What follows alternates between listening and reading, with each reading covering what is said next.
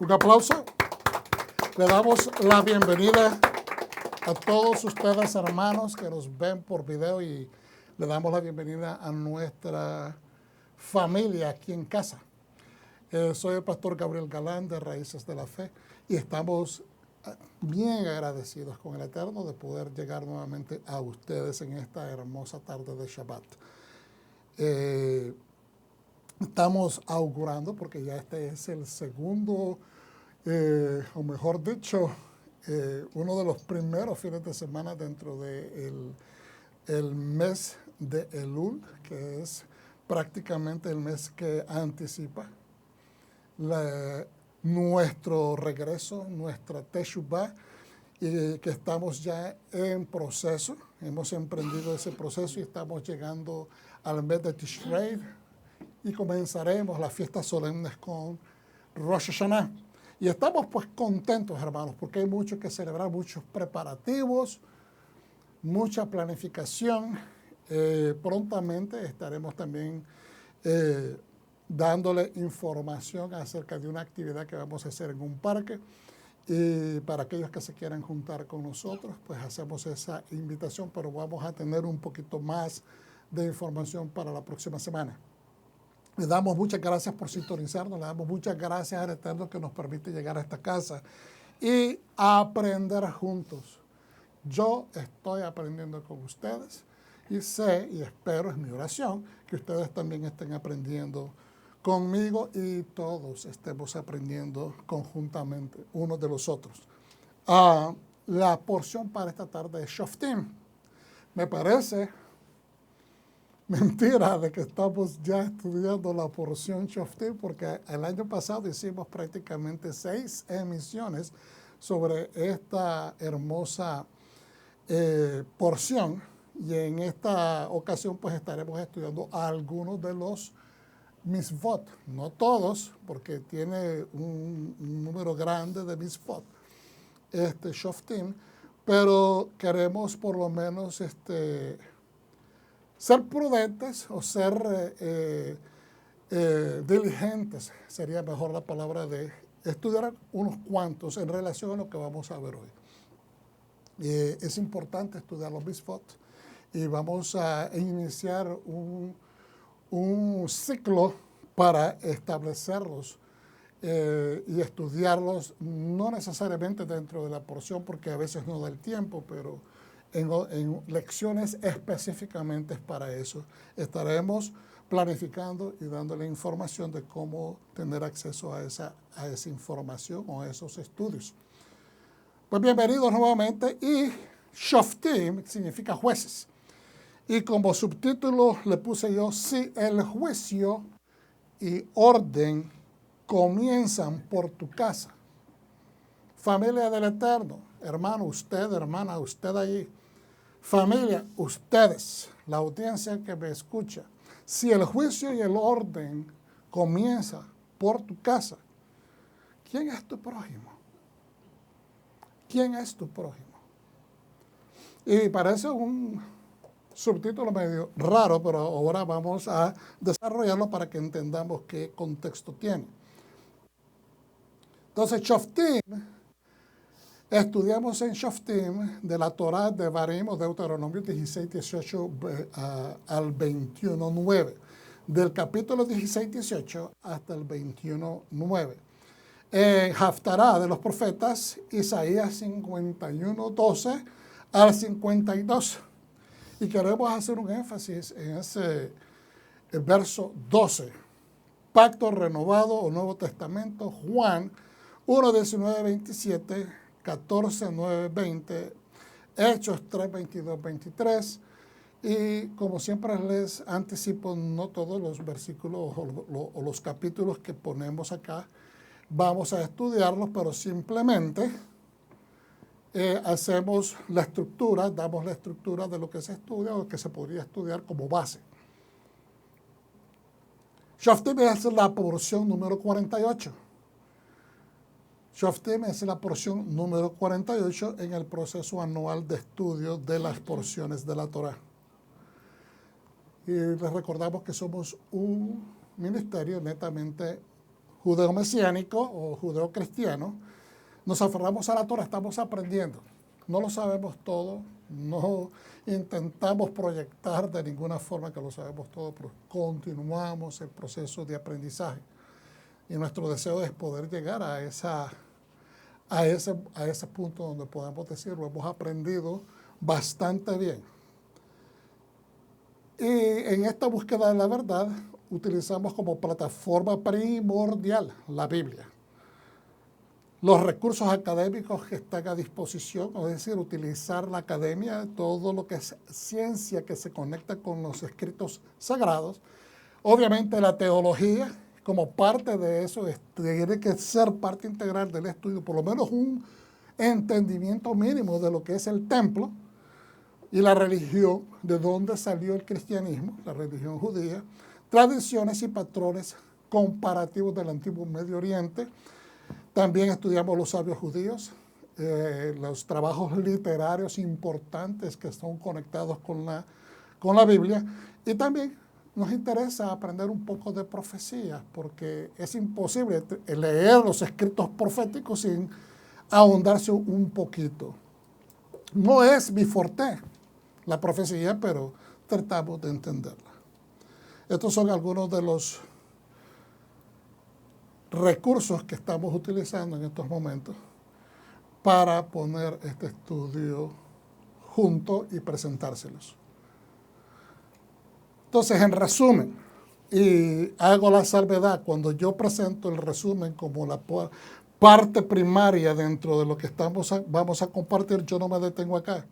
Simplemente doy un resumen, pero estudiamos a veces una liga, a veces estudiamos un par de capítulos de la estructura de la porción y obviamente pues abundamos en diferentes comentarios, pero hago esa salvedad. Moshe describe el carácter recto de un juez. ¿Qué debe poseer un juez? Bueno, tiene que tener medidas espirituales, lo que se dice en hebreo midot.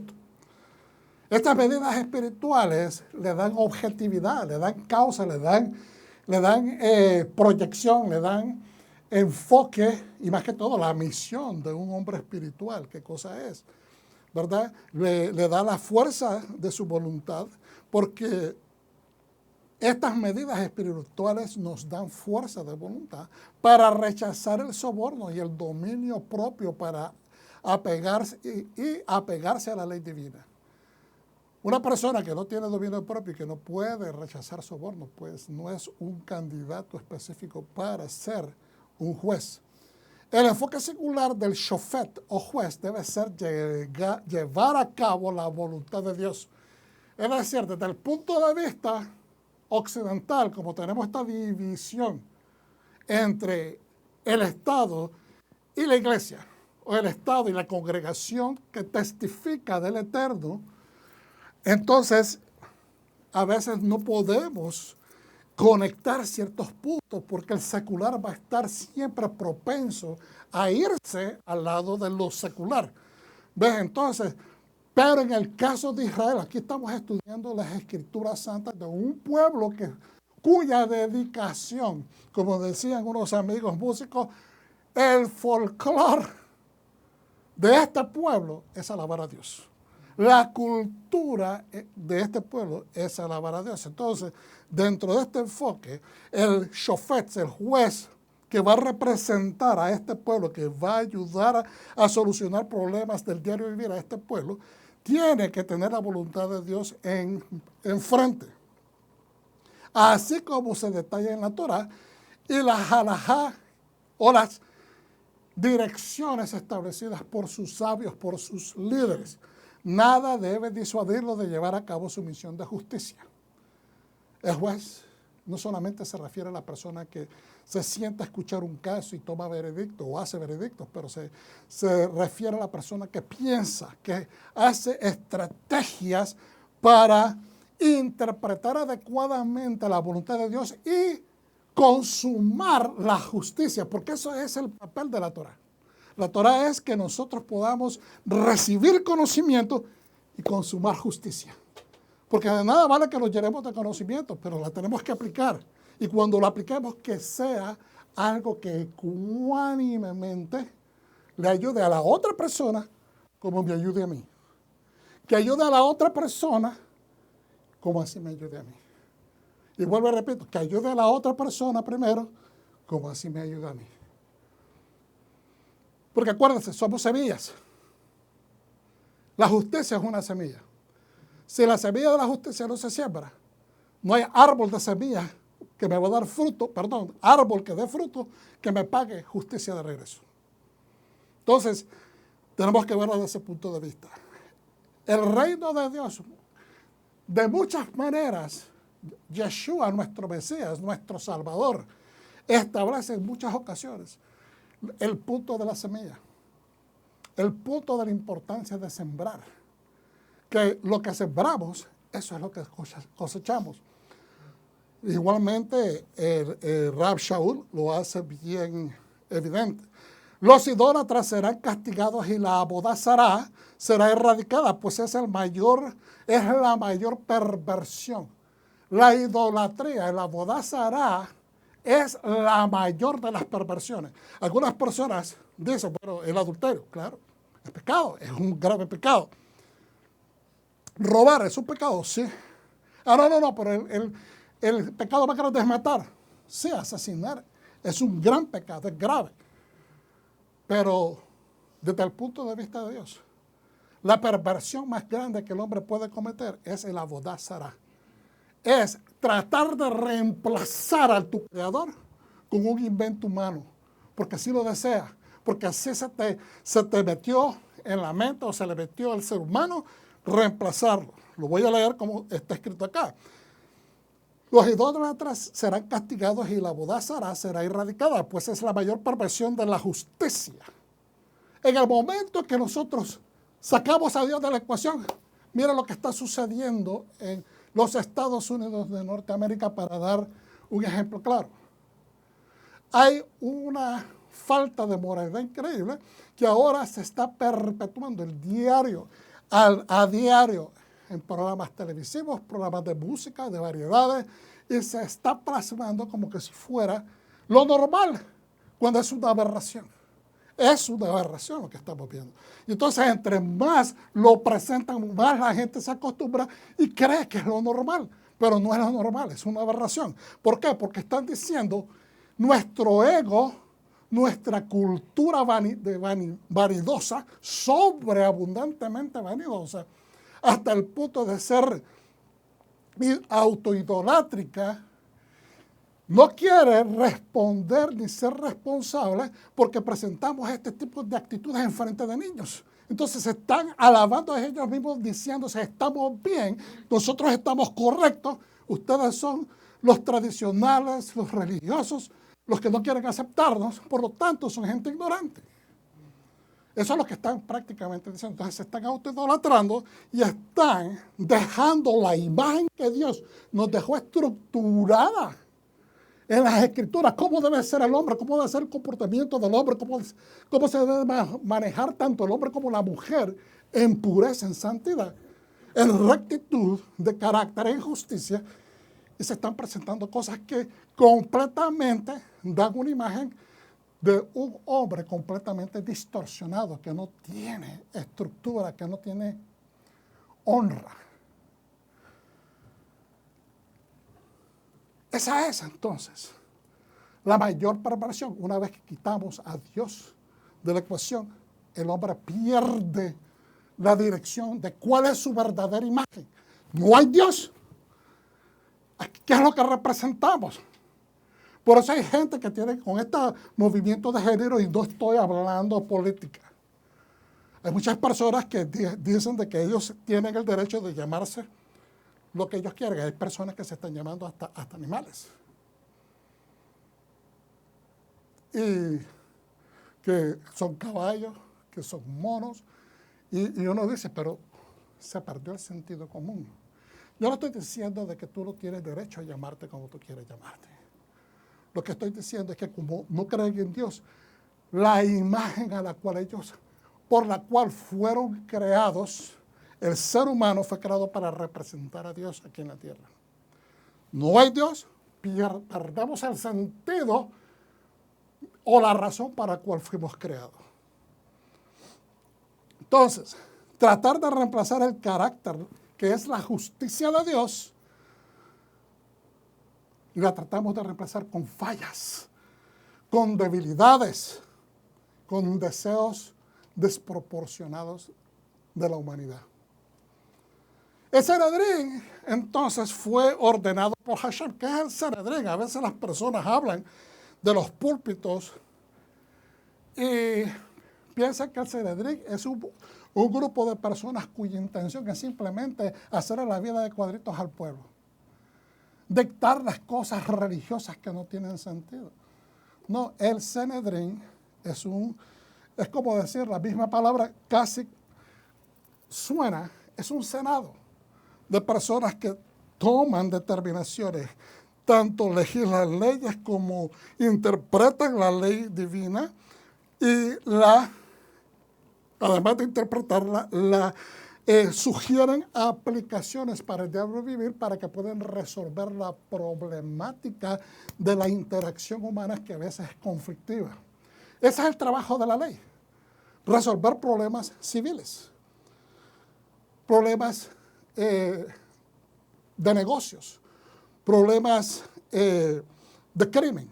Entonces, el Sanedrín fue ordenado por Hashem, conformado y establecido por Moshe, y los líderes fueron confirmados por el pueblo. Ellos son el vínculo directo con la intención divina. Cuando nosotros tenemos un panel de personas que representan una organización, ese panel de personas van a hacer decisiones para representar esa organización. ¿Cuál es la misión? ¿Cuál es el objetivo? Por lo tanto, representan los valores que esa organización representa. Y quieren que sus elementos pues representen adecuadamente. Pues ese es el vínculo de la gente a la misión de ese proyecto. Lo mismo es la gente que trabaja, en este caso estamos estudiando las escrituras desde la perspectiva y contexto de la Torá. El Sanedrín o el panel de jueces o de hombres sabios, Dios los mandó a establecer a través de Moshe para que dieran estructura a una nación que está en formación. Si no hay una organización, no hay una estructura legal, no puede haber una nación que esté en función adecuada. Entonces, ellos son el vínculo directo con la nación divina. Eso está establecido en Deuteronomio 17:11. Y tenemos que considerar, aceptar y obedecer sus fallos e interpretaciones como la Corte Suprema que son o representan. Yo no sé si ustedes han visto programas televisivos acerca de jueces. ¿Okay? Hay muchos programas. Me disculpan que se me olviden algunos de los nombres, pero hay una hispana que hace un programa de juez y se llama Caso Cerrado, ¿verdad? Yo no voy a entrar en más detalles. Hay muchas cosas que se dicen, que se hablan, que yo no estoy de acuerdo. A veces algunas acciones, yo no tengo nada en contra personal de nadie, simplemente lo estoy diciendo, porque a veces se presentan ciertas cosas que son bastante fuera del carácter de un juez. O se traen casos que para el caso de la televisión posiblemente no se deberían de presentar porque llevan una temática de moral que no se debe presentar a todas las edades. Ese es mi criterio, yo no estoy en contra personal de nadie, no estoy criticando nada, simplemente estoy analizando. Entonces, pero a veces la gente llega, en ese caso llegan voluntariamente, eso es lo que yo entiendo, los hace firmar un papel que ellos llegan voluntariamente, a que se tome una decisión, pero a la hora de tomar la decisión, la gente se enoja, se insultan, le dicen hasta a veces cosas feas a la jueza, porque no quieren aceptar lo que se ha decidido. ¿Me están entendiendo?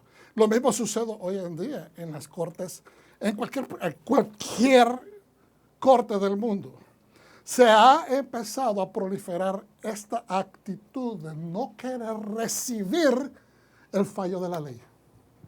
Entonces, miramos que han habido hasta altercados, personas que son acusadas y se les dan años que se han asaltado a los guardias, le han quitado las pistolas y han matado gente. O sea, todo tipo de situaciones. ¿Por qué? Porque el ser humano no quiere aceptar la justicia. Los culpables, sabiendo que a veces son culpables, todas las evidencias indican, todas las evidencias, no estoy hablando de evidencias dudosas, estoy hablando de evidencias agarradas con las manos en las masas, con videos, con pruebas, con testigos. Todo establece que la persona es culpable y cuando le dan el veredicto, no lo quiere aceptar. Porque hay una negación a someternos a la ley, a someternos y a aceptar las consecuencias de nuestras propias actitudes o nuestras acciones. Nuestros monarcas serán seleccionados por su compromiso inquebrantable. Diga conmigo, inquebrantable. Inquebrantable. Vamos a sustituir la palabra monarcas, que es reyes. Nuestros representantes políticos, nuestros representantes gubernamentales, no importa de qué partido, porque en ambos partidos o en todos los partidos hay gente que está buscando nada más hacer dinero, buscar hacer su voluntad, enriquecerse, tener poder. Entonces, nuestros representantes políticos serán seleccionados por sus compromisos inquebrantables con Dios. Hubo un tiempo en los Estados Unidos de Norteamérica donde se podía decir de que había un temor a Dios.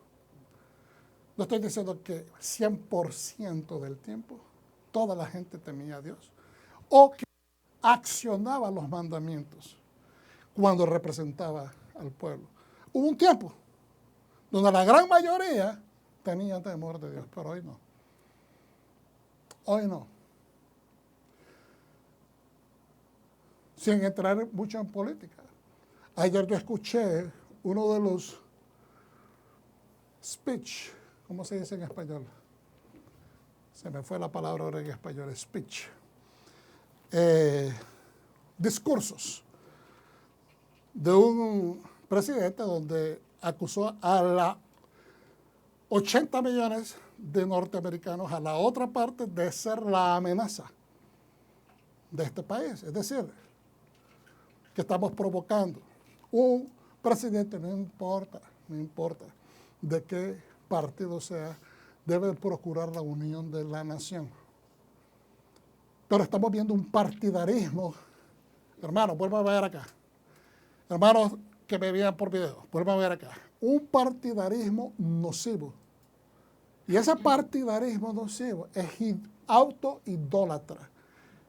¿Okay? Vamos a ver un poquito más adelante, no quiero entrar en detalles, pero realmente eso es destructivo, porque no importa de qué partido seamos, tenemos que procurar, no podemos ver a los contrarios como enemigos porque son prácticamente norteamericanos, y tenemos que tener cuidado cuando hacemos descripciones de este tipo. Yo no estoy tratando de ser controversial en político, simplemente estamos hablando de justicia. La justicia no se puede obtener si no se dicen cosas justas, si se dicen acusaciones completamente descontroladas y que traen deformidad al carácter interno de una nación o de una persona, o que tienden a completamente sacar fuera del contexto de la integridad individual de cada persona o de una comunidad. No podemos hacer eso porque entonces no estamos sembrando justicia.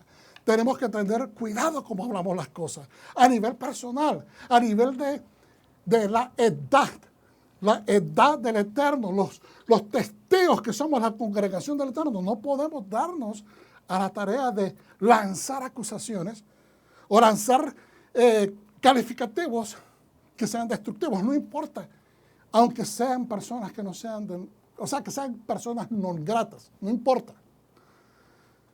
Nuestros reyes deben de ser seleccionados, nuestros líderes deben de ser seleccionados por su compromiso inquebrantable con el Eterno.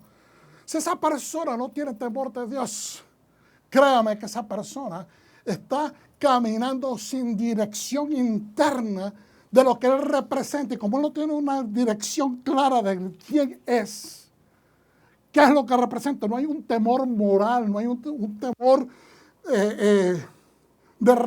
a la rectitud o respeto a la rectitud de esa persona, va a hacer cosas que no son adecuadas.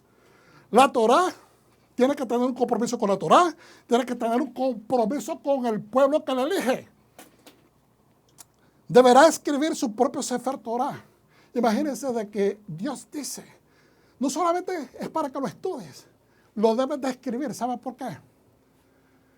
Si hoy en día para nosotros es un poco difícil aprender el hebreo, ¿ok? Estamos aprendiendo una palabrita aquí y una palabrita allá, ¿verdad? Vamos estudiando. Pues imagínense para un rey que posiblemente no tenía la vocación de ser levita, porque los levitas son los maestros de la Torah, pero tenía que escribir desde Génesis hasta Deuteronomio, de punta a punta, escribir su propio Sefer Torah, su propio libro de la Torah.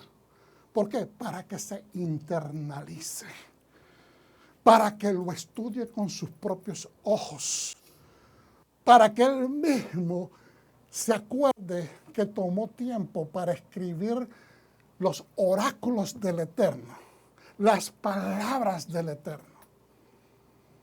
Y no pueda decir, nunca nadie me dijo, nunca lo aprendí. ¿Se acuerda cuando se encontró el libro de Deuteronomio? Muchos dicen, los eruditos dicen que el libro que se encontró en el templo en el tiempo de Josías fue el libro de Deuteronomio, que no fue todo un Sefer de Torah completo. Muchos tienden a estar en desacuerdo con eso.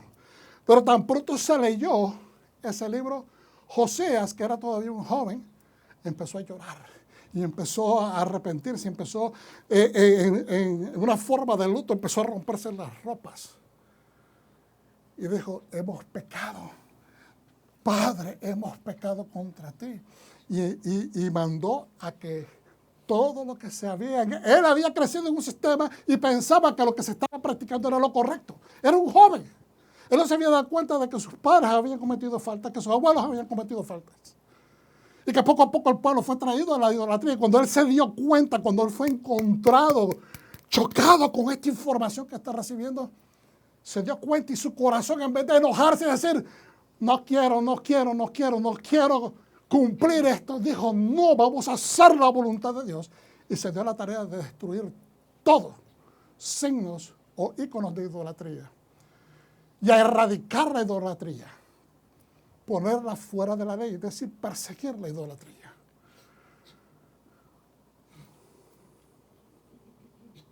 Tiene que llevarlo, no solamente escribirlo, tiene que llevarlo consigo, tiene que ser un buen shofet. Entonces, tiene que escribirlo, tiene que, obviamente, estudiarlo, ¿verdad? Llevarlo consigo para donde quiera que vaya a ir, ¿ok? Y tiene, o por lo menos, cuando vaya a regir, cuando se siente en su trono, a regir, tiene que tener el testimonio de ese sefer, de ese libro ahí enfrente. Que se acuerde que hay un Dios a que él representa, que él es la imagen del Dios vivo y que representa a Dios para con su pueblo. Entonces, y también debe de ser un buen juez. Para ser un buen juez, se necesita apegarse a la Torah. No podemos ser buenos jueces si excluimos el decreto divino. Moshe enfatizó nuevamente el cuidado y la atención que toda la nación debe de otorgar a la tribu de Leví. Le debe de otorgar bendiciones, le debe de otorgar ¿cómo se dice? Ofrendas. Ellos son los maestros y cuya instrucción es necesaria para entender y aplicar correctamente la justicia. La justicia depende de que el maestro te la enseñe. Entonces, como ellos no tienen ningún tipo de herencia de parte de Dios, es el pueblo que se le dio la responsabilidad de bendecir al levita. Entonces, Moshe les describe la forma de remuneración y agradecimiento, que es en forma de ofrendas y diezmos. Para que la justicia sea la cultura del pueblo y se implante la rectitud, la Torah, que es la ley, debe de aceptarse. Si queremos que haya rectitud como lo decíamos anteriormente. Si la persona que cometió la falta lo llevan a corte y todavía no quiere aceptar, ¿cuándo esa persona va a enderezar el camino si no quiere reconocer que hubo una falta? Por eso es que para que haya rectitud se debe de reconocer que la ley se debe de aceptar como el decreto divino. Es necesario tener fe en la justicia de Dios como la fórmula completa. La justicia de Dios que está establecida en la Torah es la justicia completa y la más íntegra. Es la más íntegra. Es la justicia de Dios la que necesitamos en nuestra vida. Hoy día, en este mundo que nos estamos viviendo, hermanos, la justicia que queremos ver, yo no sé ustedes, yo tengo hambre de ver justicia. Tengo deseo de ver justicia, pero no solamente pienso en la que yo quiero recibir, pero estoy más interesado ahora en la que yo estoy dispuesto a dar. Porque si yo siembro, yo sé que yo voy a cosechar. Si yo no siembro y yo me retengo de hacer justicia, no la puedo esperar de nadie. Es más, estoy afectando al mundo inmediato donde yo vivo. Si yo no otorgo justicia, ¿cómo puedo decir que soy un testigo de la justicia de Dios que es en Cristo Jesús?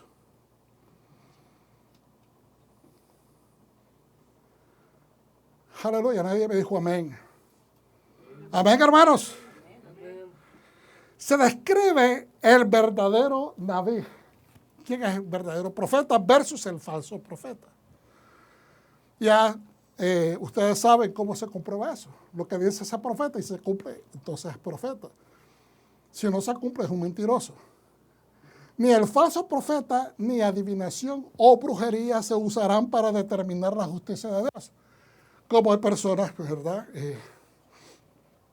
que van a tomar una decisión o que agarran un manto de esos que vendían ahí por televisión, que ungido, no estoy hablando de un manto de oración, estoy hablando de esos pañuelitos que vendían y que Dios iba a hacer bendiciones, que podían consultarse también para hacer decisiones correctas. Todo eso es brujería. Dice, destruidos serán. El valor de la vida humana depende de un sistema de justicia recto, hermano. Fíjense bien lo que dice este comentario, porque esto simplemente está hablando de lo que conlleva cuando estudiamos todos estos capítulos. Esto es lo que está contenido, en esencia, diminutamente establecido, pues de esta manera, proyectado. Pero tiene una verdad. El valor de la vida humana depende de un sistema de justicia que es recto. Porque el sistema de justicia que dice que la vida de un bebé, que desde el momento de la concepción, que eso no es vida humana, es producto de un sistema de justicia que no es recto, que no tiene rectitud. Porque cuando usted va a la tienda y usted va a comprar huevos, usted sabe de dónde viene ese huevo. Ese huevo no viene de una tortuga, ese huevo no viene de un reptil, ese huevo no viene, ¿me entiende?, de un animal prehistórico. Ese animal usted sabe que es de una gallina. Cuando usted mira nacer a un perrito, es un cachorrito de una perrita. Por lo tanto, es un cachorrito perrito. Pero entonces el punto es que usted mira a una persona que tal vez le grita a su perro o regaña a su perro porque se hizo pupú donde no debería hacerse, un ejemplo. No es verdad, no estoy advocando que se le haga daño a los perros, pero digamos que le da un par de nalgazos al perro. Si lo miran, le toman una foto, le toman un video y ya lo mandan a decir que es un abusador de animales, y esa persona puede pagar, ir a la cárcel por eso, mientras que una persona se embaraza por tener sexo irresponsablemente y después quiere ir a sacarse el bebé. Y esa persona no recibe ningún tipo de... o en este estado, por lo menos, ¿verdad? Antes se podía hacer, ahora en Texas se está enforzando la ley, ¿verdad? Que pues obviamente fue revocada la ley que antes decía que se podían hacer abortos. Pero tenemos que ser bien claros. La vida comienza en la concepción. Si nosotros decimos que las células que no vemos, o que bacteria te puede conllevar a tener COVID, o perdón, un virus que no vemos puede traerte COVID y te puedes enfermar y te puede matar. Pues también, aunque no lo veas, si hay una concepción y hay un bebé en el vientre de una madre, aunque no se vea, aunque esté en un tamaño microscópico, todavía no deja de ser vida. Pero esa vida quiere vivir y existir para ser una vida positiva, mientras que un virus o una bacteria que trae enfermedades puede existir en el cuerpo de humano para destrucción. Entonces, a veces no queremos entender estos conceptos porque no se asoma o no se conecta con la agenda personal o los niveles de inmoralidad que la persona sostiene. Entonces, el valor de la vida humana depende de un sistema de justicia recto. Moshe explica el asesinato accidental en contraste con el asesinato intencional. Dios está tan al tanto de que nosotros somos propensos a cometer errores, que a veces las apariencias pueden engañarnos y podemos abalanzarnos en contra de una persona que no tiene absolutamente la culpa de nada y lo culpamos y lo mandamos a la cárcel, como ha sucedido tantas veces. Entonces, hasta eso Dios está pendiente, que pone y establece rigurosas estructuras para que se deje de hacer esto, o por lo menos se estudie el caso, permitamos que el caso se estudie para sacar la verdad, extraer la verdad. Y eso para mí es tan importante porque Dios no es el Dios tan severo como muchas personas lo pintan. Dios es justo, misericordioso, bondadoso. Él es el Rahem. Es el, ¿verdad? Rahem o Rahum, dicen algunos. Es misericordioso. El valor de la vida en manos de personas que no tienen concepto de aprecio por la vida, en un sistema de justicia que no es justo, vamos a tener problemas. Moshe explica entonces que el asesinato accidental no es lo mismo que un asesinato pensado, premeditado. Se analizan cómo ha de ser los testigos. Lo que dice la Torá sobre los soldados en tiempos de guerra. ¿Cómo deben de ser los testigos? Se toma en cuenta la integridad del testigo. Se toma en cuenta, es decir, no porque una persona sea pobre, no porque una persona sea un indigente, no se le va a dar credibilidad. Se estudia el carácter de esa persona. No es el nivel social. Es el carácter para establecer qué límite de credibilidad tiene o qué abundante credibilidad puede tener una persona.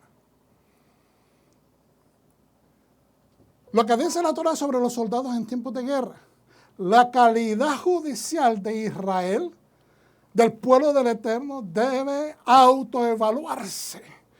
Debe autoevaluar su conducta durante la guerra, más que en tiempos de paz. Fíjense bien que Dios establece cómo nosotros en tiempos de guerra vamos a evaluar nuestra propia conducta, porque eso nos va a dejar saber si somos una nación justa. Ah, no, este es el enemigo. Vamos a matarlos a todos. No, si los agarraste infraganti y los apresaste, por eso es que hay leyes. Hay leyes que mantienen al hombre en una sección que se llama humanidad.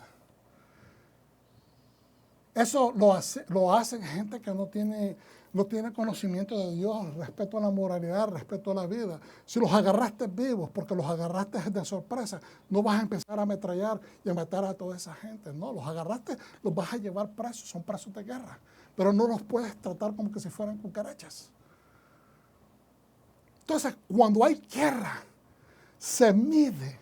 Por eso la gente dice, ¿cómo es posible que el pueblo de Israel sea tan paciente? Los atacan, los matan. Porque ellos no agarran y se meten a las poblaciones de los enemigos y empiezan a desquitarse.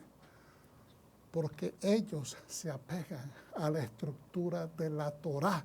El hombre secular no entiende estas cosas. Pero los hombres y las mujeres de Dios lo entienden perfectamente, porque eso es lo que los separa de ser animales, de ser hijos de Dios. Nosotros nos debemos de evaluar entonces la conducta durante las dificultades, durante nuestras necesidades, durante las presiones adversas que nos ponen las deudas, las presiones adversas que nos ponen los trabajos, las presiones adversas que nos ponen los estudios. ¿Cómo estamos actuando en relación a nuestros semejantes? La misma única de la Egla Arufá, cuando una comunidad asume responsabilidad de investigar los asesinatos sin resolver, esta ceremonia refleja el respeto a la vida y la expresión más alta del sistema judicial divino. Imagínense que usted tuviera un departamento de policía que usted le llega a decir, mire, allá, 3 cuadras de mi casa, venía caminando en un patio baldío, hay un cuerpo de una persona muerta. Y que el policía le diga a usted, ¿y usted qué quiere que yo haga? ¿Y qué quiere que yo haga? Imagínese que usted tuviera una actitud así de un cuartel de policía. Pero muchas veces se levantan actas. Estoy yendo al extremo. Obviamente que si está dentro de esa jurisdicción, ese cuartel de policía está mandado por la ley de hacer esa investigación. Pero esto no existía antes. La gente hacía, mire, que se lo coman los buitres. ¿Me entiende? Que si yo no lo conozco, no es mi problema. Pero Dios establece leyes que dicen, vamos a medir qué comunidad está más cerca de este muerto y a la que esté más cerca se le va a tocar. Entonces ellos tomaban la batuta de venir e investigar para buscar la justicia. Buscar la justicia es saber quién mató. Investigar, porque esa es una muerte. Dios dijo que Él va a devengar la sangre de aquellos que derraman sangre. Por lo tanto, no significa necesariamente que los va a matar, sino que le deja la autoridad a los seres humanos para que busquemos justicia y la establezcamos. Entonces, esto es en una cápsula lo que esta porción tiene mucho, hermanos, y por eso es tan importante. Es una de mis preferidas, es una de las más importantes. Entonces, Shoftim, vamos a hacer la oración rapidito. Berehu et Adonai Hameduha.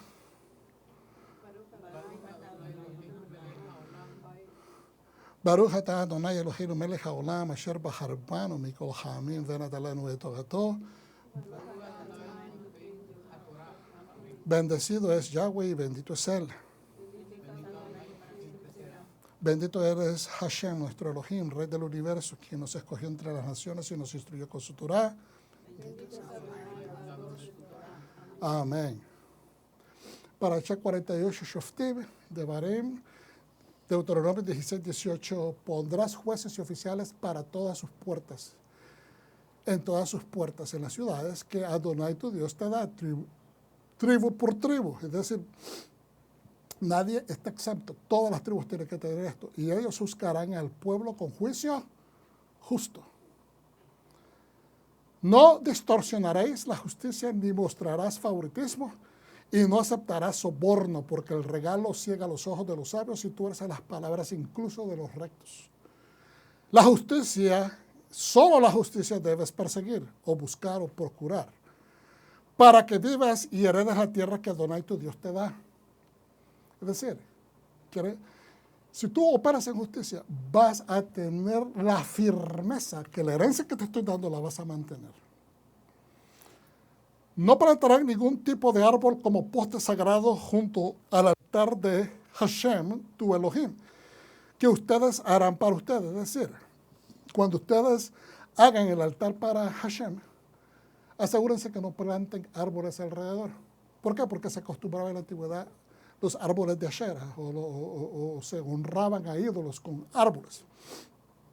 Por eso en el templo no habían árboles plantados. Los árboles eran las personas, los siervos de Dios. Son siervos o son árboles de justicia.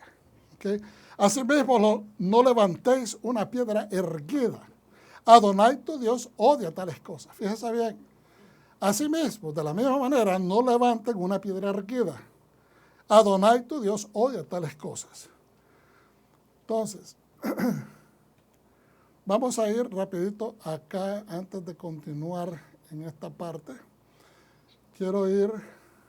Voy a irme bastante adelante, porque quiero explicar esto es importantísimo sobre los mandamientos. La mitzvah, la Sidrat Shoftim tiene 41 mandamientos, no los vamos a estudiar todos, simplemente quiero tocar algunos, hermanos, ¿okay? Tiene 14 que son performativos, que se deben de hacer, y 27 es prohibitivo. La misma 491, que es el mandamiento performativo 203, dice que es para aplicarse en Eretz Israel, cuando están en la tierra de Israel. Deuteronomio 16, 18 dice, jueces y oficiales os nombraréis en todas vuestras puertas. ¿Por qué las puertas? Porque allí, en las puertas de las ciudades, ¿verdad?, normalmente eran amuralladas para protección, era donde se hacían todas las transacciones legales y civiles y de justicia. Esa es una misma nombrar jueces junto a un Beit Din, a la corte, donde estaban las cortes, cercanos a las puertas de entrada, en cada comunidad, que hará cumplir la propia observancia adecuada de la mitzvah y de los mandamientos, y resolver todas las disputas de acuerdo con la halajá, con todo descrito, con toda la interpretación que se daba tanto en aquel momento como hoy en día. Leyes. Los designados deben cumplir con los siguientes requisitos. Deben poseer sabiduría, modestia, temor de Hashem, disgusto, en otras palabras, que no deben de ser afanados por ganancias monetarias, disgustarse, separarse de las ganancias monetarias, amor a la verdad, muy respetado por la comunidad y buena reputación. En la época del Beit Hamikdash, en el tiempo del templo, habían 3 niveles de la corte judía. Esto ya cuando estamos hablando, ya se había desarrollado la nación. Estamos hablando del tiempo del Mishkan. En el tiempo del templo, del Beit Hamikdash, habían 3 niveles. El Sanedrín Gedolá, que es la Corte Suprema.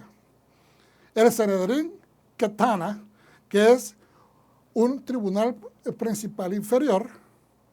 Y una corte local, o Beis Din regular. Entonces, el Sanedrín completo eran 71 jueces, el siguiente creo que eran 21, si no mal recuerdo, y el tercero eran de 3, pero vamos a leer. El Sanedrín Gedolá constaba de 71 jueces correspondientes a los 70 ancianos que fueron designados por Hashem para compartir la carga del pueblo, más Moshe, que es el líder, que era representante como presidente, por decirlo así, ¿no?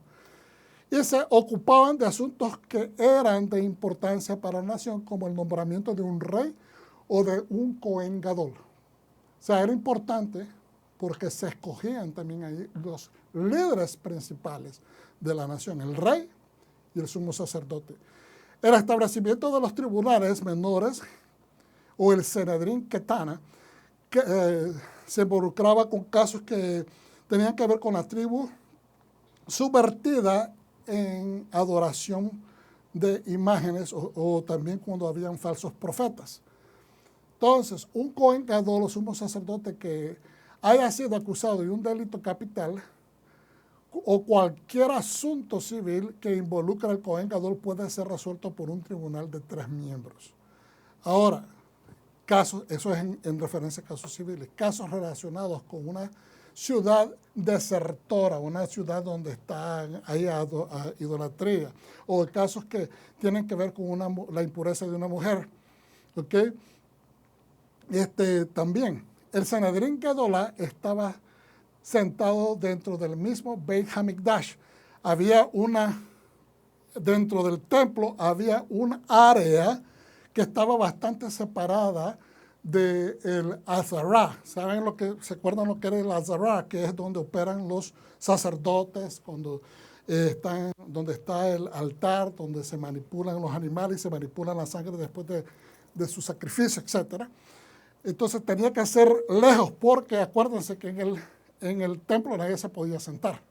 Pero para poder estar trabajando en este tipo de delegaciones, se necesitan sentar los líderes. Entonces había una cámara un poco separada de esa área donde se podían sentar. ¿Y cómo se le llamaba a ese lugar? Se le llamaba la cámara de la piedra alisada o la piedra lisa o la piedra esculpida, algunos dicen. Entonces vamos a leer. ¿Okay?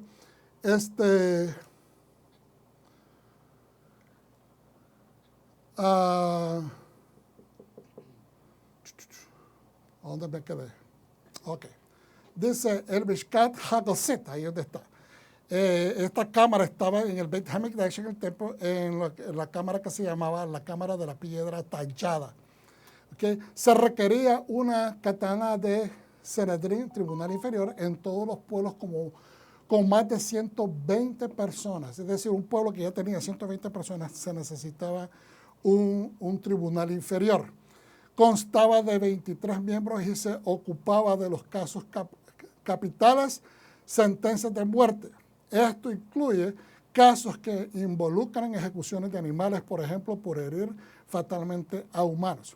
Ahora, hago la corrección, yo dije anteriormente 21, me equivoqué, son 23, dice acá. ¿Okay? Así que corrijo la información que di anteriormente. Los casos que involucran multas monetarias por daños personales, robo, pago doble por parte de un ladrón son juzgados por un tribunal de 3 jueces ordenados, mientras que las demandas legales y las disputas monetarias son resueltas por 3 laicos o un jajam, que es un sabio. Diga conmigo, jajam. Es un sabio. ¿Ve? Ahora, esto es parte importante. El sebijá, ¿okay? Es la ordenación por imposición de mano. Solo puede ser otorgada por eruditos en la tierra de Israel, de acuerdo, ¿verdad?, a lo que está establecido, al momento de la ordenación del sujeto, pero esto solamente en presencia de un Beit Din. O sea, que habían estructuras bien rigurosas en referencia a cómo se ordenaba una persona para que representara al pueblo, o que para que fuera tal vez un sacerdote o para que fuera un profeta en este caso. ¿Okay? Cuando la persona cuando ya la persona haya recibido su certificación previamente. Es decir, no es que simplemente se presenta una persona y dice yo quiero que me pongan manos, no, tiene que haber demostrado, haber terminado su preparación para poder requerir o que su maestro o la gente con la que se ha desarrollado pues sometan el requerido de que se haga la semijá. ¿Okay? Y esto lo explico, hermanos, porque a veces pensamos, como estamos tan acostumbrados nosotros a ver en nuestro mundo, que hay muchas personas que dicen, vamos a imponer manos, vamos a imponer manos. Esto es bien serio. Representar al Eterno y representar a su pueblo es bien importante y es serio. Entonces, reflexiones. Solo a través de la paz existe el mundo. Vamos a reflexionar en estas palabras, porque estas son palabras de sabios. Solo a través de la paz existe el mundo. Hermanos, si hubiese nada más guerra, pues ya nos hubiéramos autodestruido. Pero es la paz la que nos trae la tranquilidad. Y solo a través de la ley puede existir paz. Son recíprocamente interconectadas. No puede estar una sin la otra. Que es lo que decía el famoso decir, ¿verdad?, Benito Juárez. El respeto al derecho ajeno es la paz. Pues tiene una profundidad extremada, pero fíjense bien, solo a través de la paz existe el mundo y solo a través de la ley puede existir la paz. Sin la ley habría un caos total en el mundo, no podrían sobrevivir. Los jueces defienden la paz de la que depende el mundo entero para su propia existencia. Los jueces en todas partes del mundo tienen que tener esa fórmula mental, que ellos son modificadores de la paz. Cuando un juez hace un veredicto que a un criminal se suelta y se pone en la calle, está atentando en contra de la paz de esa comunidad. Ok, ahí están las referencias. Ahora, ya hablamos acerca de no plantarás para ti una arboleda o ningún árbol cerca del altar de Hashem. Ya hablamos un poquito acerca de eso. Ok, voy para atrás. Dice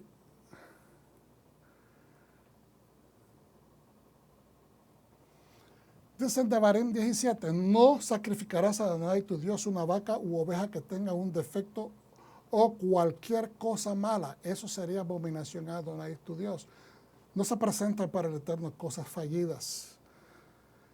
Si en alguna de tus ciudades, en cualquier ciudad que sea, que Adonai tu Dios te da, se encuentra un hombre o una mujer que hace lo que Adonai tu Dios ve como inicuo, transgrediendo su pacto y yendo y sirviendo a otros dioses y adorando al sol, a la luna o cualquier cosa en el cielo, cosa que ha prohibido, y si te dice o lo oyes, entonces debes investigar el asunto diligentemente.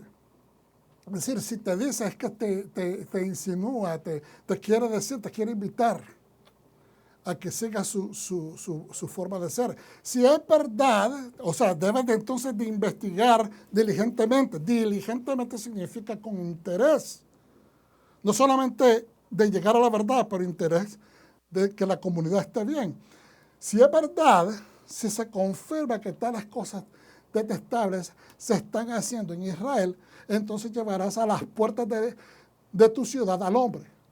No es que lo vas a garrotear, no es que como mucha gente que dice que lo van a apedrear, no, ahí mismo lo está diciendo en Deuteronomio, lo tienes que llevar ante un tribunal, lo tienes que llevar a las puertas de la ciudad, que es donde están los tribunales. Nunca dice que lo debes de apedrear inmediatamente. Creo que la semana pasada mencioné esto, aunque haya pena capital, no es una decisión del pueblo, porque entonces se vuelve en una turba criminal. Tiene que ser autorizada por un grupo de personas que tiene la ley en sus manos. Entonces, o sea, que se le ha delegado la autoridad. Ahora, entonces llevarás a la puerta de tu ciudad al hombre o a la mujer que haya cometido esta iniquidad y apedreará a ese hombre o mujer hasta que muera. Suena bastante grotesco, fuerte para nuestros oídos en el siglo XXI, pero estamos estudiando el contexto de la Torá hace 3.500 años. No se olvide de eso. La sentencia de muerte se ejecutará solo si hubo testimonio.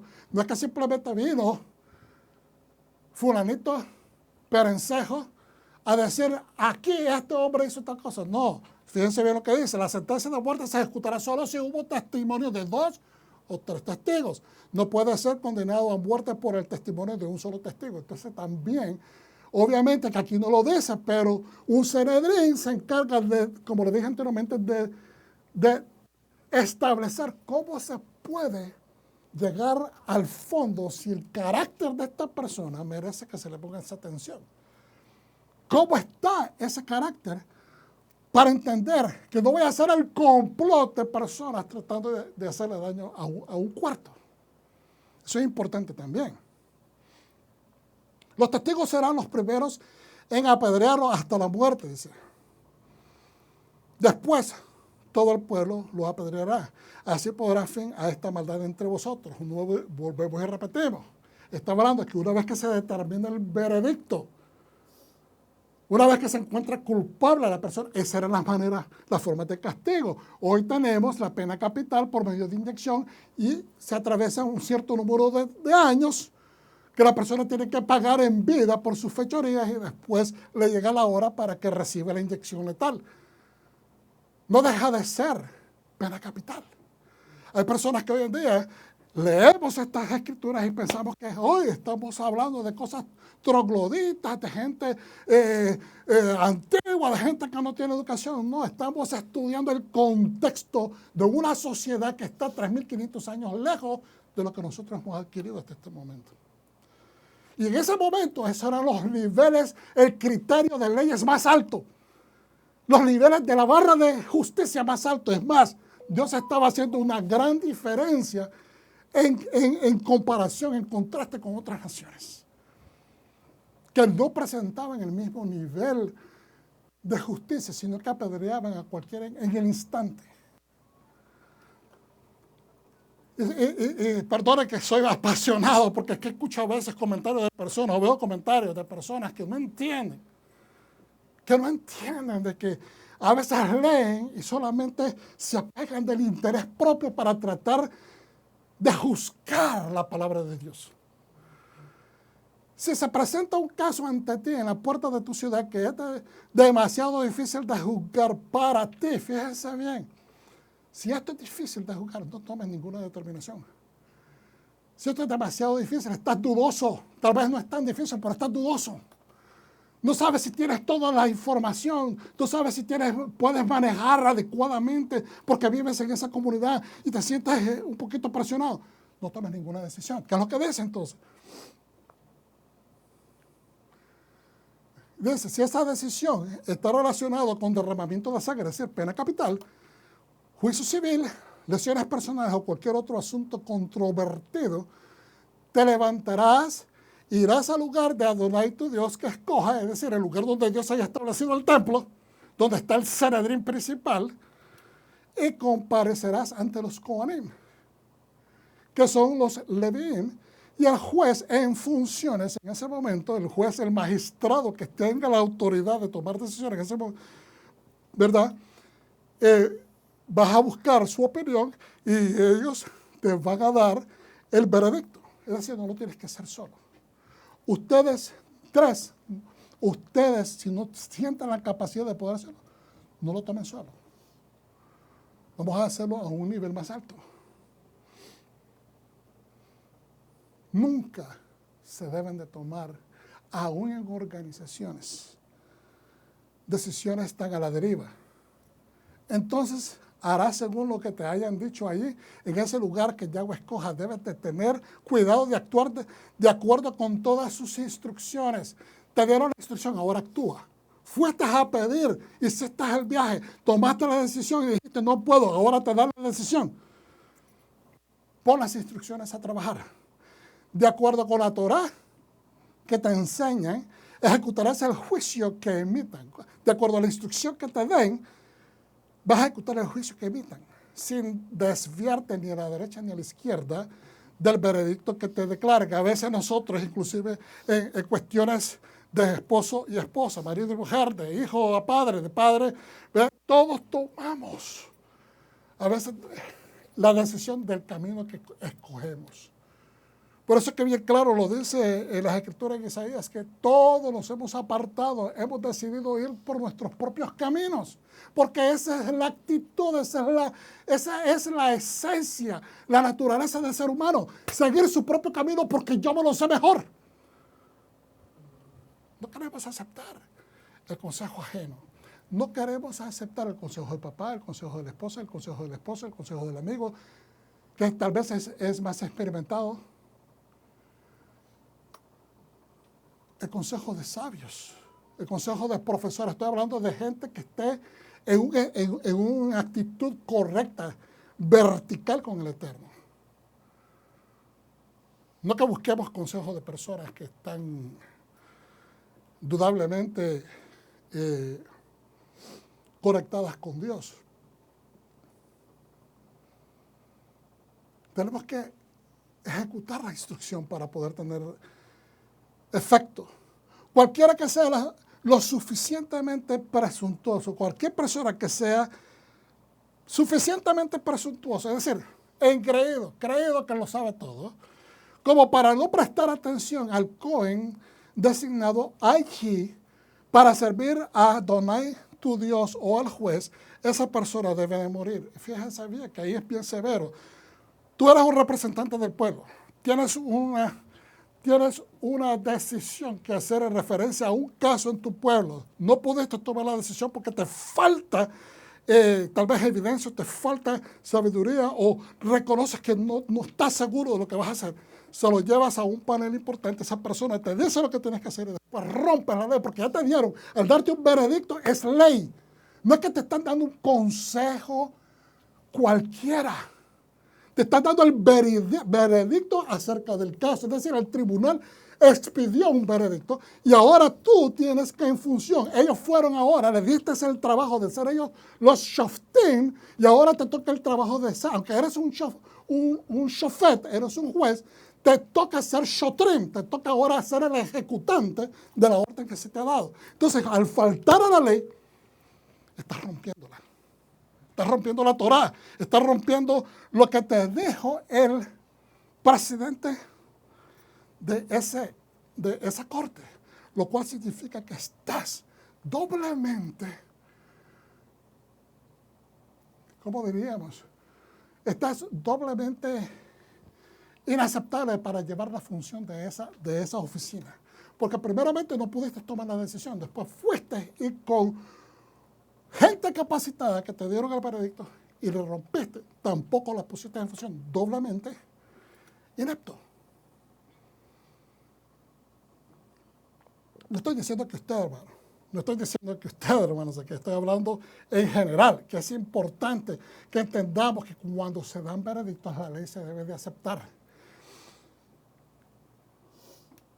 Hay procedimientos para protestar, hay procedimientos para volver a apelar.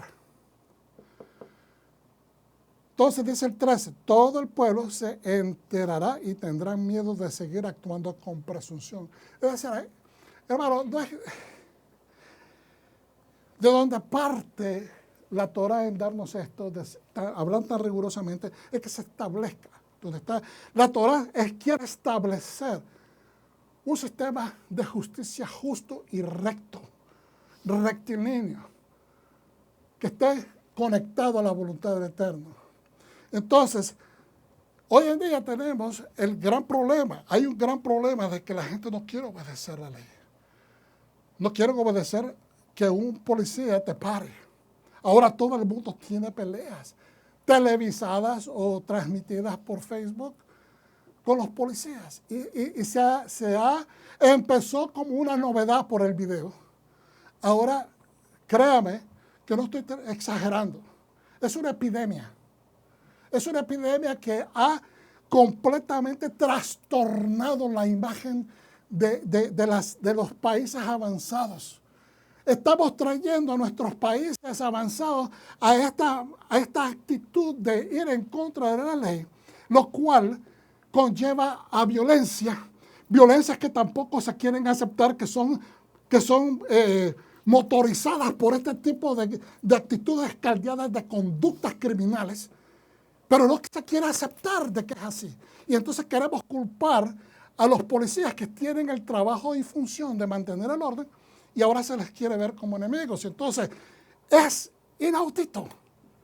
Es caminar con los pies patas para arriba, como decimos. ¿Y por qué estoy sonando así? Porque nosotros somos llamados a ser las voces de Dios en la tierra. Nosotros estamos llamados a ser, hermanos, los representantes del Eterno aquí en la tierra. Nosotros somos los primeros que no debemos de callar. Cuando hay personas jóvenes en nuestros hogares, en nuestras familias que estén actuando de esa manera y se están jactando de actitudes que son fuera de orden, nosotros somos los primeros que debemos llamarlos a cordura y aconsejarles. Ahí mismo, así como ellos están haciendo, ¿verdad? Comentar a veces en fiesta las actitudes que han tomado. Ahí mismo abordarlo, no de una manera, digamos, abusiva, agresiva o insultante, pero en consejo. Porque nosotros somos las voces, somos la luz de este mundo. Nosotros, dijo Yeshua, usted que me está viendo, ustedes que están aquí conmigo, son la luz del mundo. Si nos apagamos, si somos la sal del mundo y ya no damos sabor, ¿para qué servimos? Dice. Es una responsabilidad grande. Porque dice la sal que no sala, que no da sabor, pues lo único que sirve es para que sea machucada. Y eso es exactamente lo que está sucediendo en una sociedad donde la iglesia está inerte, está falta de acción. Porque se le ha arrinconado y ya no puede protestar, ya no puede decir, porque todo se les hace sonar que están contra la ley. Y no podemos permitir eso. Tenemos que seguir empujando contra la oscuridad que nos quiere ahogar. Y quizás esto es muy controversial. Pero si yo no hablo la verdad, Dios me va a pedir cuentas. Entonces, ¿cuál es el propósito de la ley como sistema de justicia? ¿Okay? Quizás no me dé tiempo de entrar en muchos detalles. Hermano, el propósito es que nosotros nos guardemos unos a los otros. Que yo sea el cuidador de mi hermano primero, no el cuidador mío. Eso es automático. Nosotros nos respetamos a nosotros mismos, no nos hacemos daño a nosotros mismos. Nosotros no queremos incurrir en violencia. Nosotros no queremos hacerle daño a ellos. Es decir, estoy hablando de gente que tiene temor de Dios, que sigue los mandamientos. Nosotros entendemos cuál es nuestro contexto dentro de la sociedad. Entonces, mi esfuerzo primeramente, porque ya yo está intrínseco defenderme, protegerme, buscar el bienestar para mí, eso es normal. Pero ahora lo que Dios quiere es que nos encarguemos, que hagamos funcionar el sistema en pro de otras personas para que sea orgánico, para que cobre vida, que no sea simplemente para mí, porque eso no ayuda a nadie. Ayudar a alguien significa que va más allá de mí. Entonces ahora dice, ¿cuál es el propósito de la ley como sistema de justicia? La ley protege nuestra seguridad general y garantiza nuestros derechos como ciudadanos contra los abusos de otras personas, organizaciones y el propio gobierno. Tenemos leyes para ayudar a proporcionar nuestra seguridad general. Esto existe a nivel local, estatal y nacional e incluye cosas como ley sobre seguridad alimentaria. Hasta eso tenemos en los Estados Unidos. Gente que está pobre no tiene por qué andar en la calle indigente. Muchas personas, de esas personas reciben sus cheques, pero deciden andar indigentes. Mira lo que dice la referencia de Oxford, en referencia a la ley. La ley o derecho es el estudio del sistema de normas que un determinado país o comunidad reconoce como regulador de las acciones de sus miembros. Nosotros tenemos que ser regulados por la ley. Pero en función, para que sea orgánica, yo tengo que funcionar regulando mis acciones en pro de otras personas para que esas personas reciban el beneficio, que se den cuenta que hay justicia entre sus hermanos, entre sus conciudadanos. Mira lo que encontré en Gestor, que es una página en web que presenta muchos artículos de academia en relación a los estudios bíblicos o en la academia. Dice en un artículo escrito por Moshe Silberg, derecho moral es la jurisprudencia judía basada en la exégesis talmúdica de la Biblia y los fallos y decisiones de eruditos. Las leyes no son hechas a la zumba morumba por cualquier persona. Son sabios y personas eruditas que han estudiado. La ley judía controlaba todas las relaciones entre judíos y judíos. Usted dirá, ¿por qué los judíos son exitosos en todo? Porque se protegen el sistema. Se protegen unos a otros. Las acciones de justicia van a afectar su comunidad. Por eso es que tratan de juntarse tan pronto lleguen uno a un lado, están solos, empiezan a buscar para hacer comunidad, para fortalecerse y empezar a ejecutar lo que ellos ya saben hacer, lo que se les ha enseñado, lo que la Torah les dice. Entonces, así como su compartimiento religioso, empieza por unos a los otros, nosotros los estadounidenses. Por eso es que decía yo, si yo estoy procurando como líder de este país que se parte el país por la mitad, yo no estoy trabajando para la honra o la dignidad que me da esa oficina. Si yo estoy procurando de que se separen y que este segmento del pueblo mire como enemigo al otro, lo que está provocando es una guerra civil. Eso no es así.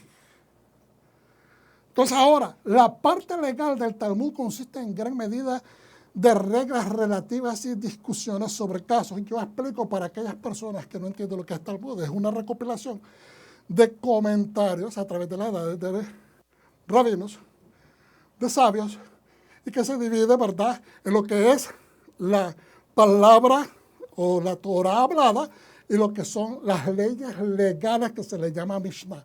Es decir, son dos aspectos importantes. Muchos lo toman como que no tienen validez. Lo siento, están muy equivocados. Tienen una validez, profunda validez, tanto literaria como histórica. Ahora, y religiosa. La parte legal del Talmud consiste en gran medida en reglas relativas y discusiones sobre casos. Estas reglas y opiniones fueron autoridad para determinaciones posteriores de cuestiones de derecho. Es decir, esas deliberaciones vinieron a consecuencias de que se presentaron situaciones como en todo sistema legal.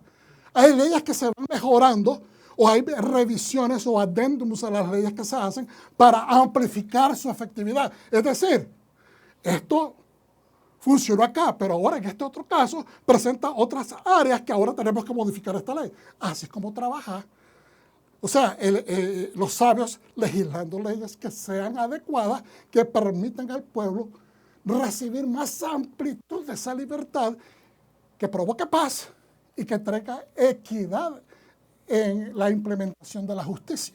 Ahora, entonces viene como consecuencias de preguntas que surgieron anteriormente, que fueron hechas por sabios eruditos. Estas decisiones fueron hechas por sabios eruditos, a menudo en respuesta a preguntas presentadas por un rabino local a quien las partes habían presentado una disputa. Este rabino se encuentra con una problemática entre gente de su comunidad. Posiblemente su expertise, su experiencia no incluye ley, y dice, ¿sabes qué? Voy a tomar esto al Sanedrín. Solo lleva a consulta, presenta toda la situación, y esta gente dice, wow, tú que hemos visto un caso así. Deliberan, estudian, no es una decisión que se toma en un solo día, y amplifican quizás una ley, o crean una ley porque necesitan abordar esa situación. Junto con la obra interpretativa o comentarios de la Torá y sobre el Talmud se convirtieron en la fuente de la que codificadores de la ley judía dibujaron, y en ellos confían hoy los jueces. Mucha gente dice, no, el Talmud no sirve para nada. Hermanos, la Mishnah es uno de los recursos más respetados de la ley judía. Por favor, estamos hablando de las leyes de un pueblo. No digamos de una manera grecorromana, eso no sirve. Porque no nos sirve a nosotros porque nosotros no estamos estudiando o no vivimos dentro del contexto legal judío. Pero tenemos que ser mucho más profundos que simplemente ser acusaciones o discriminaciones de ese tipo. En este sistema legal conservó su vitalidad durante 20 siglos, lo ha mantenido por 20 siglos, durante la segunda mitad de la cual la autoridad de los rabinos y eruditos fue raramente respaldado por alguna sanción político-jurídica. ¿Qué es lo que está diciendo? No crea que porque ser así no han tenido muchas diferencias. Hay gente secular también en Israel, en todas partes la hay. Pero siempre van a haber retos. Siempre va a haber gente que no está de acuerdo. Ahora, no quiero entrar en muchos detalles, vamos al siguiente punto. Dado que el cumplimiento de las obligaciones legales era un deber religioso, dado que el cumplimiento de las obligaciones legales era un deber religioso, ¿por qué? Porque originalmente fueron extraídas de la Torá. Mucha gente tendía a ver estos dogmas religiosos. No, es una constitución dada a un pueblo para que se rigiera en legalidad y en justicia. Los análisis de la conducta humana tomaron naturalmente la forma de un examen de los deberes de un individuo en lugar de los derechos de otras personas contra él. Y eso es lo que nos trae al punto de que por qué hicieron la división entre la ley y entre la iglesia. O sea, es decir, el Estado y la iglesia. Muchos dicen que es por situación de taxes. Puede ser que eso es una de las razones. Pero creo de que muchas personas en el mundo secular se vieron de que, o creyeron que aplicar la justicia, que muchas veces era extraída de conceptos divinos en la Torá, de cómo Dios quiere que nosotros nos rijamos para la justicia. Entonces ellos vinieron y dijeron, ¿sabes qué? Eso es religioso. Entonces establecieron una diferencia porque no querían sentirse que estaban cumpliendo con requisitos religiosos. Pero es ahí donde está el dilema nuestro. Entre más nos hemos alejado de estos puntos de justicia divina, el hombre ha empezado a caer en una laguna gigante, no solamente de injusticia, pero de inseguridad social.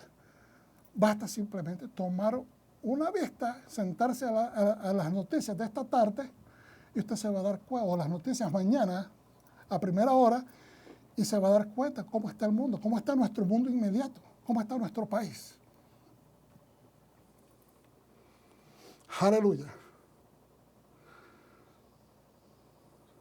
Miren lo que dice este artículo, y nada más voy a leer esta sección. La eficacia de la ley, un artículo por este especialista en leyes, Antonio Abbott, Dice, ¿cuáles son los factores contribuyentes al éxito o al fracaso de la elaboración de leyes? ¿Y qué orientación se puede dar al legislador práctico que desea lograr alguna reconstrucción o transformación social a través de la ley? O sea, lo hice como pregunta, pero era una afirmación. Es preocupante el fracaso de demasiadas iniciativas legislativas en muchos países, no solamente en muchos países.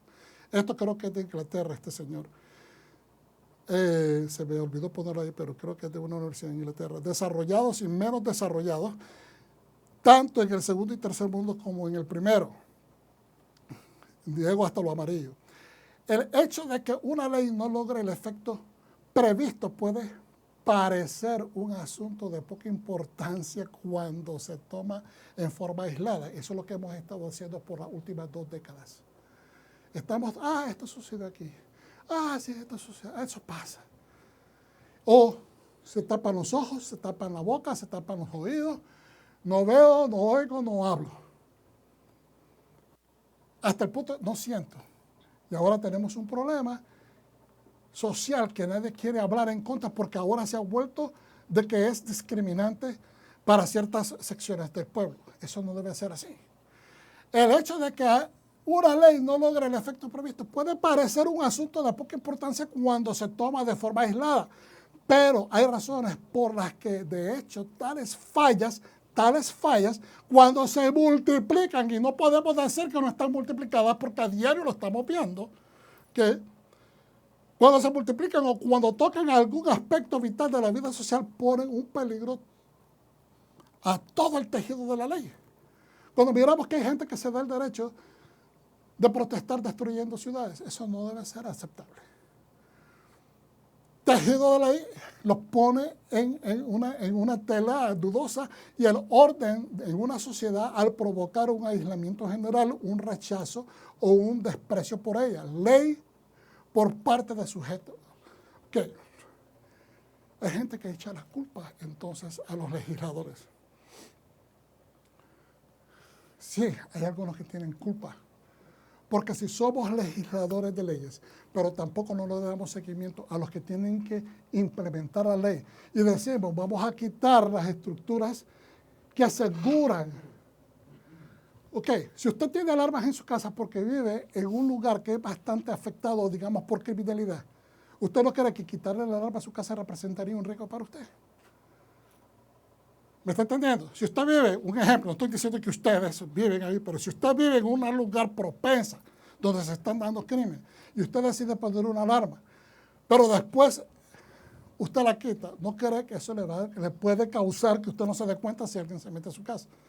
Pues obviamente eso va a pasar. Pues eso es exactamente cuando escuchamos a personas que dicen que vamos a quitar a la policía, que le vamos a quitar el dinero que es para la policía. Porque entonces, si en este momento con la policía hay un nivel alto de criminalidad, imagínense quitando la defensa.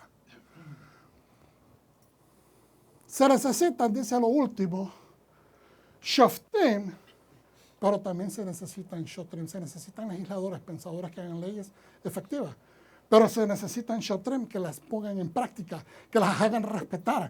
Pero también se necesitan que el pueblo se le dé clases de cómo ser un buen ciudadano. Y esas clases que antes eran en las escuelas se quitaron de las escuelas. En las escuelas primarias se debe de enseñar cómo una persona debe de funcionar como una persona responsable en su sociedad. Pero se quitaron. Lo que era civilismo, lo que era respeto a su familia, respeto a su integridad humana, no necesariamente religiosa. Entonces, el doble estándar de mensajes mixtos y controvertidos es el problema que estamos teniendo. Bueno, se permiten en unos sectores hacer esto, pero en otros sectores no. No estoy diciendo que lo incorrecto se debe de aceptar, no estoy sugiriendo eso. Pero hay dobles estándares. Mire, se dice, póngame atención acá porque voy a decir posiblemente algo que no muchos estén de acuerdo y ya voy a terminar, ¿ok? Ya voy a terminar. Yo sé que esto no es el tipo de mensaje que todos queremos escuchar porque queremos algo más espiritual, pero es que la ley es espiritual, hermano. Fíjense bien, si una persona toca inapropiadamente, un joven, un hombre, toca inapropiadamente a una mujer, ¿qué pasa? Esa mujer se puede quejar se le acusa de acoso, se le acusa si le dijo palabras también, o sea, se le forman casos. Pero ¿qué pasa? Por la televisión, 24 horas al día nos están presentando mensajes sexualizados. Ahora los niños también están metidos en eso. Entonces hay una fábrica de jóvenes que vienen, una nueva generación, que vienen con un pensamiento que está minado de cosas sexuales. La música que se escucha, lo que están viendo en las variedades musicales que se presentan en la televisión. Y después llegan adultos y están en pornografía y ahora ustedes hacen leyes, le presentan todo este montón. Usted permite, legislador, ustedes que hacen las leyes que rigen toda la cuestión de comunicaciones, permiten todas estas cosas, pero después, al final del camino, cuando esta persona comete la naturaleza que se le ha metido, comete el acto, la infracción, lo meten a la cárcel. Entonces, en vez de prevenir la problemática, lo que estén formando la problemática, entonces es un mensaje controvertido, es un mensaje mixto, una especie de idolatría moderna. Las simbologías, la iconografía que se está presentando, la iconografía de conceptos, el partido tal, la política y las misiones sociales culturales se están volviendo fundamentos idolátricos. Si tú no perteneces a esto, tú estás en contra de esto. Eso es idolatría. Es manipulación. Es brujería. Y tenemos que identificarlo por lo que es. Entonces, si violan los derechos de la mayoría, si hay leyes, si hay situaciones donde se están violando los derechos de la mayoría, eso es una injusticia. Y tenemos que llamarlo por lo que es. En el mundo moderno, los ciudadanos de la civilización más tecnológicamente avanzada ya hemos perdido, hermano, el sentido de justicia. Ya la gente va a las cortes y no creen que van a recibir justicia. Ya la gente mira cómo está actuando la gente y no confían en el ciudadano promedio. Todo el mundo está cubriéndose porque tenemos miedo de que la gente te haga daño, que la gente te quiera asaltar, que la gente te quiera extraer dinero, ¿verdad? Porque hay una corrupción tal que ahora es común escuchar a los noticieros sobre jueces vendidos, testigos corruptos, abogados negligentes y traidores a la ética, aún en contra de sus propios clientes, que venden a sus clientes por debajo de la mesa. Son prevaricadores por elección, pero al mismo tiempo son víctimas débiles voluntarias. Son voluntarios, ellos mismos miran el brillo del billete y se dejan ir. Pierden el concepto de lealtad, de legalidad, por hacerse ricos rápidos. ¿Y sabe qué? Los que se nos presentan por televisión, eso es lo que es, hasta rico. La vida del famoso, los carros de lujo, los billetes en la mano, los lujos, los placeres exóticos, todas estas cosas. No cabe duda que la influencia financiera, las riquezas tienen a veces un gran peso y a veces mucho más que su propia integridad. Yo no estoy diciendo que eso es correcto, lo que estoy diciendo es que se ha perdido la medida de lo que es correcto, que es íntegro, que la gente debería de aplaudir, que nos quedan todavía gente dispuesta a pagar un precio de integridad. Lo aplaudimos cuando el beneficio viene, me recogiste mi cartera, ay, gracias, te lo agradezco. Pero no queremos promoverlo. No digo nosotros, hay mucha gente que recibe eso de parte del pueblo santo, del pueblo que observa estas cosas, pero mucha gente allá afuera que recibe ese beneficio no copia esa actitud. Y estoy sonando negativo, no es negatividad, estamos hablando que la justicia tiene un precio, hay que pelear contra una naturaleza humana que continuamente nos está empujando a hacer lo contrario de la voluntad de Dios. En la ley moderna de los hombres nunca se trata de buscar la inocencia de un acusado. ¿Usted sabía eso? Usted le dice a un juez, yo soy inocente. No me interesa si eres inocente o no. Aquí vamos a determinar si eres culpable. Entonces, fíjense bien, en la modernidad, los hombres que buscan, y dice, ¿verdad?, que están buscando la inocencia, Lo que se trata es de demostrar que no es culpable. Así es como funciona el sistema. No es que si eres inocente. Nadie es inocente, piensan alguna gente en el sistema legal.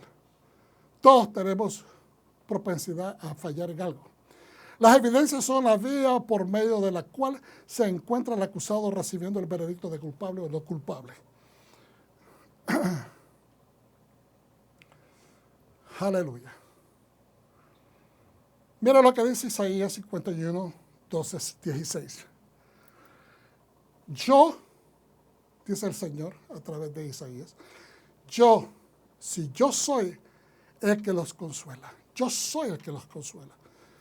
¿Por qué tienes miedo de un hombre que debe morir, de un ser humano que se secará como la hierba? En otras palabras, yo sé de que vas a vivir injusticia. Yo sé que mi pueblo no va a ser aceptado porque ellos establecen un sistema de vida de pureza diferente a lo que el mundo no quiere aceptar. Por eso te dice, yo soy tu consolador. Te está diciendo, yo soy el que los consuela. No, entonces, ¿por qué tienes miedo de un hombre que debe de morir? ¿Por qué le tienes miedo al hombre? De un ser humano que se secará como la hierba. ¿Te has olvidado de Adonai, tu hacedor, que extendió los cielos y puso los cimientos de la tierra? En cambio, estás en constante miedo todo el día por la ira del opresor. No tenemos que miedo. Mi mensaje no es para llenar de miedo a ustedes, el pueblo de Dios. Es para dejarnos saber que sí, entendemos que este mundo se está pudriendo. Que hay una sociedad, y suena negativo, pero no es negatividad, es exactamente lo que está sucediendo. Hay una sociedad que no quiere nada con Dios. Lo está negando continuamente. Es más, se complacen en crear situaciones que nieguen más a Dios y que vayan más en contra de sus leyes. No te olvides de tu Hacedor, en otras palabras, que es el que creó todo. En cambio, estás en constante miedo todo el día por la ira del opresor, mientras se prepara para destruir. Pero, esos peros divinos a mí me gustan. ¿Dónde está la ira del opresor? En comparación, ¿qué es la ira del opresor? ¿De caer en las manos de un Dios vivo? Cosa dura es caer en las manos de un Dios vivo, dice la Escritura. El cautivo pronto será puesto en libertad, aleluya. No morirá y descenderá al Seol. Por el contrario, su suministro de alimentos será seguro. Porque yo soy Adonai, tu Dios, pueblo de Dios. Adonai, Hashem, Yod-Heh-Vav-Heh, es tu Dios. Que agita el mar, que hace bramar sus olas. Adonai Sebaot, el Señor de los ejércitos es su nombre. He puesto mis palabras en tu boca y te cubrí con la sombra de mis manos para plantar los cielos de nuevo, es decir, para restaurar todo de nuevo, poner los cimientos de la tierra de nuevo. Y dile a Sion, pueblo de Dios, dile a Sion, dicen estas palabras, tú eres mi pueblo, tú eres mi pueblo. Nosotros somos el pueblo de Adonai, no tenemos que temer. No tenemos que temer. No voy a entrar en muchos detalles, pero ya es el tiempo y tengo que terminar. Solo quiero que recordemos en Lucas 10, 25 al 37, que es la parábola del buen samaritano. Ustedes conocen la historia, simplemente la refiero rápidamente. Un hombre cayó víctima en la calle por agresores, por ladrones, lo golpearon, lo dejaron casi muerto. Pasó un levita, lo vio de largo. Pasó un sacerdote, lo vio de largo, no se acercaron. Ninguno ministraron con misericordia. Una de las cosas que hemos estudiado es que posiblemente ellos estaban en día de servicio y no querían descalificarse porque si se acercaban y tocaban a un muerto, entonces posiblemente quedaban impuros. Posiblemente también, aunque no fuese un muerto, pero tal vez era una persona impura, pues ellos no querían adoptar esa impureza. Pero luego llega un samaritano y Yeshua hace políticamente ¿verdad? No es que estoy diciendo que Yeshua se inventó, porque este midrash o esta parábola puede haber sido tomada de un acto verdadero en la vida. Eso no lo sabemos nosotros, pero Yeshua lo está utilizando porque quiere hacer un punto. Y utiliza a un samaritano porque es una persona que para el pueblo judío en ese momento era una persona impura. Entonces, ese samaritano se acerca, chequea, se asegura que esté vivo, atiende a la persona, lo lleva a una pensión, a un lugar donde lo curan, lo sanan, lo alimentan y le da dinero en adelantado para que lo continúen tratando por los próximos días y después viene a visitar al enfermo. Entonces, aquí nos pone esta cuestión. ¿Quién es? ¿Quién es? Si el juicio y el orden comienza por mi casa, si la justicia de Dios, que es su Torah, si sus mandamientos me han dado orden en mi vida, si los mandamientos de Dios me han levantado el entendimiento de lo que es correcto, lo que es incorrecto, y esa orden comienza en mi casa, en mi persona, en mi familia, ¿okay? Y nosotros enseñamos estas cosas. Entonces, ¿quién es mi prójimo? ¿Es nada más mi prójimo mi familia? ¿Es nada más el hermano que se reúne conmigo en la congregación? ¿Es nada más los miembros de la congregación del Eterno en Yeshua alrededor del mundo? ¿Son nada más los hermanos judíos los que califican como hermanos o personas semejantes, en este caso, que serían semejantes en la manera de creer, semejantes en la manera de adorar al mismo Dios? ¿O es el prójimo? Porque el prójimo es la persona en general. Semejante es que tengamos el mismo credo, que tengamos la misma forma de adorar a Dios o que creamos en el mismo Dios. Pero prójimo es el próximo, la persona que está próxima a mí. Eso es lo que se nos ha enseñado tradicionalmente, pero esta es la verdad. Prójimo, el contexto es que yo soy realmente el prójimo de esa persona. No es que qué voy a hacer yo por aquella persona que esté en necesidad. Es que yo tengo la necesidad. Vuélveme a ver acá, familia. Yo, como representante de Dios, usted como representante del Eterno, porque usted tiene los valores de la Torah dentro de su corazón. Usted es el prójimo de esa persona. ¿Por qué? Porque es en usted donde está depositado el carácter de Dios, el amor de Dios, la misericordia de Dios. Entonces esa persona está en necesidad de ver a Dios en usted. Entonces nosotros necesitamos ver la justicia porque somos la justicia de Dios en Yeshua HaMashiach. Por eso, porque nosotros somos llamados a manifestar la justicia de Dios a las personas que están en necesidad, que no conocen a Dios, los que están renuentes de recibir a Dios, los que están enfermos, los que están padeciendo injusticia. Esas son las personas a quienes nosotros tenemos que aproximarnos. Debemos de aproximarnos, amarlos. Porque Dios le llamó a Abraham, mi amigo, porque él oyó, creyó y obedeció. Oyó, creyó y obedeció y todo le fue contado por justicia. Entonces nosotros, para ser amigos de Dios, porque Yeshua dijo que nosotros ya no éramos sus siervos, sino que de ahora en adelante nos iba a llamar amigos. Nosotros somos amigos de Dios. Y estamos llamados a manifestar la amistad de Dios al mundo que no lo conoce. ¿Lo recibes, pueblo de Dios? Un aplauso al Eterno entonces. Aleluya. Gracias, Padre. Te bendecimos y te glorificamos. Gracias por esta palabra. Es mi intención y mi deseo en todo mi corazón que hayamos hecho justicia presentando. Sé de que es una palabra fuerte.